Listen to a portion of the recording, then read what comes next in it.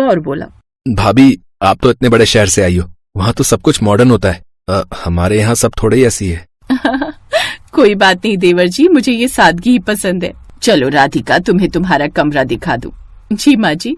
वैसे तुम्हें खाना बनाना तो आता है ना? हाँ माँ जी, मुझे सब कुछ बनाना आता है। चलो ये तो अच्छी बात है। वैसे हमारे यहाँ सब कुछ घर का ही बनता है, बाहर का खाना ना तो मुझे पसंद है और ना ही अभय के पापा को।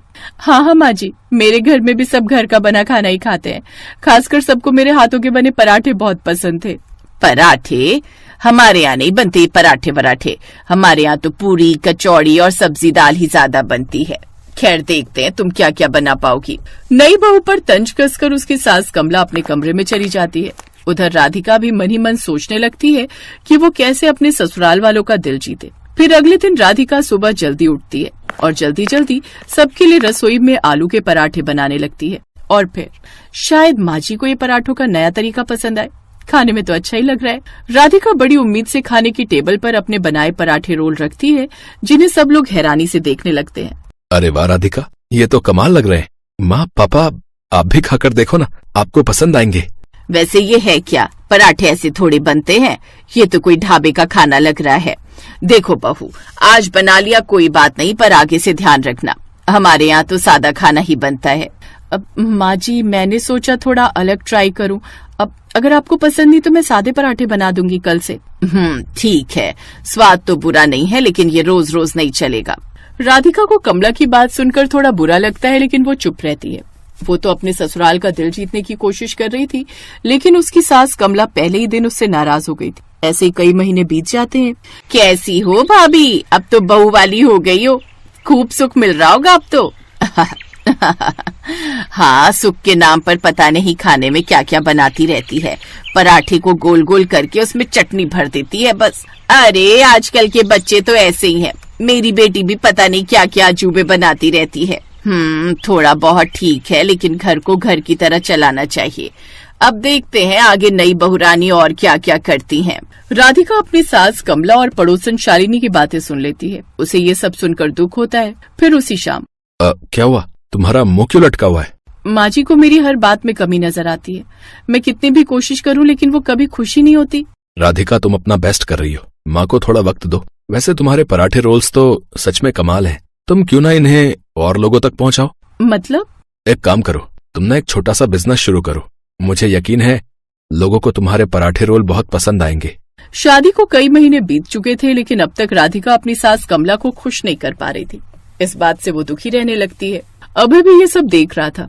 अभय चाहता था कि राधिका कुछ अपना काम करे ताकि उसका ध्यान कमला की बातों से हटे। फिर अगले दिन राधिका कुछ पराठे रोल्स बनाती है और विकास को देते हुए कहती है, विकास अपने दोस्तों को खिलाकर देखो, मैंने इस बार रोल्स में फिलिंग कुछ अलग रखी है, अगर उन्हें पसंद आए तो बताना। भाभी ये हिट हो जाएंगे, देखना मेरे दोस्त ऑर्डर मांगेंगे आपसे। चलो भाभी, मैं चलता हूँ, शाम को मिलते हैं। विकास उन रोल्स को लेकर कॉलेज चला जाता है और फिर शाम को भाभी पता है, मेरे दोस्तों ने कहा है कि आपका ये पराठा रोल मार्केट में सबकी छुट्टी कर देगा। कुछ दोस्त तो सुबह घर आएंगे, कह रहे थे कि भाभी को पहला ऑर्डर तो हम ही देंगे। सच में? अपने देवर की बात सुनकर राधिका बहुत खुश होती है। धीरे धीरे बात फैलती है और लोग राधिका के घर आकर ही उसे पराठे रोल्स के ऑर्डर देने लगते हैं। वो घर के बरामदे में ही अपने पराठे रोल्स का एक छोटा स्टॉल शुरू करती है। बहन जी, आपके पराठे रोल्स की तो बात ही अलग है। वैसे आप पनीर वाला रोल भी बनाती हो क्या? अभी तो नहीं भैया, लेकिन कल से शुरू कर दूंगी। इसी तरह दिन भर में 5-6 लोग राधिका के हाथ के पराठे रोल्स खाने आते। धीरे धीरे ही सही, लेकिन राधिका का पराठा रोल्स की बिक्री शुरू हो जाती है। फिर एक सुबह, भाभी मेरे दोस्तों ने कहा है कि वो अपने परिवार वालों को भी पराठा रोल के बारे में बताएंगे, तो आप बस तैयार है ना? अच्छा, चलो देखते हैं। अब वैसे थोड़ा डर भी लग रहा है। दीदी सुना है आप पराठा रोल्स बनाती हैं, एक पनीर वाला बना दो जल्दी से। हाँ, अभी बनाती हूँ भैया।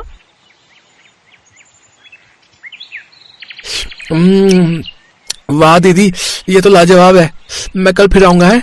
उस दिन राधिका के सारे रोल्स बिक जाते हैं। वो बहुत खुश होती है, लेकिन ये बात कमला को बिल्कुल भी पसंद नहीं आ रही थी। वो राधिका से गुस्से में कहती है, राधिका ये क्या चल रहा है? घर को ढाबा बना कर रख दिया है। हमारे घर की बहू को ये सब करना शोभा देता है क्या? माँ जी, मैं तो बस कुछ करना चाहती थी और अब देखिए ना, लोगों को मेरे पराठा रोल कितने पसंद आ रहे हैं। लोगों को तो कुछ भी पसंद आता है, उन्हें तो बाहर की मिट्टी भी चटा दो तो चटकारे लेकर खा जाएंगे। उस दिन भी कमला राधिका को खूब सुनाकर वहाँ से चली जाती है। शाम को राधिका को उदास देखकर अभय उसे फिर से हिम्मत बंधाता है। राधिका, माँ को थोड़ा वक्त दो, वो पुराने ख्यालों की है। तुम अपना काम करती रहो, मैं तुम्हारे साथ हूँ। धीरे धीरे राधिका को ढेर सारे ऑर्डर मिलने लगते हैं। अब वो बाजार में अपना स्टॉल लगाने लगी थी। ज्यादा रोल्स के लिए उसे ज्यादा सामान और ज्यादा समय की जरूरत पड़ती है। उधर राधिका कुछ नए रोल्स भी बेचने लगती है। दीदी, आपका चिकन रोल कब आएगा? जी, अगले हफ्ते से शुरू करूंगी। अरे वाह, ये तो शानदार है। आप एक काम करिए, मेरे दोस्त के लिए भी 10 रोल पैक कर दीजिए। एक तरफ राधिका से सारे ग्राहक खुश थे, तो उधर उसकी सास कमला तो मुंह फुलाए बैठी थी। शाम को वो अपनी पड़ोसन शालिनी के घर जाती है। और बताओ भाभी। क्या बताऊं शालिनी, ये राधिका तो हद ही कर रही है।